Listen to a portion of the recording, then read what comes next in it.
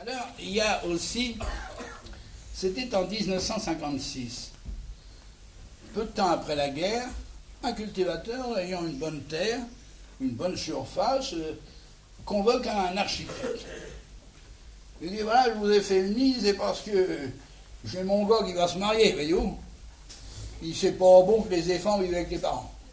L'architecte l'approuve. Il dit, voyez-vous, je vous ai fait venir pour construire une maison, vous savez où vous faites ça. Il dit, je peux vous aider, oui, à construire une maison, c'est mon travail.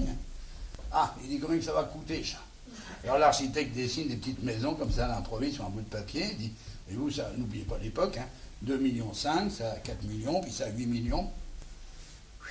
Il souffle le bonhomme, puis il dit, on fait de l'argent tout ça. Il dit, écoutez, vous êtes propriétaire de votre ferme, vous ne devriez pas être gêné, on va descendre dans une banque, ils vont vous avancer l'argent, et puis le placement dans la pierre, c'est un bon placement, vous allez y gagner même. Ah, mais il dit, jamais demander d'argent à d'autres, c'est pas maintenant que j'irai en demander. C'est pas l'habitude de la maison, ça. Chez nous, c'est une maison honnête. On n'achète que quand on a les moyens. Il dit, si vous n'avez pas d'argent, vous ne pouvez pas construire. Ah, mais ici, de l'argent, j'en ai. Il l'entraîne dans la pièce à côté, il ouvre l'armoire, et sur les placés, il y avait les billets de 5 000 en tacherie. Alors l'architecte lui dit, mais écoutez, c'est ridicule d'avoir ça chez vous, voyons. Il y aurait le feu, il y aurait des voleurs, mais vous ne vous rendez pas compte. Elle dit, qu'est-ce qu'il faut faire? Ben, justement, vous mettez tout ça à la banque, vous pouvez même avoir un intérêt. Alors le bonhomme est un peu méfiant, et il dit, écoutez, je vais vous expliquer.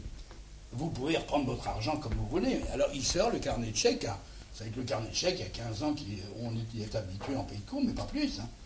Et alors, il sort le carnet de chèques, puis il explique, il dit, par exemple, vous écrivez 150 000, il vous redonne 150 000.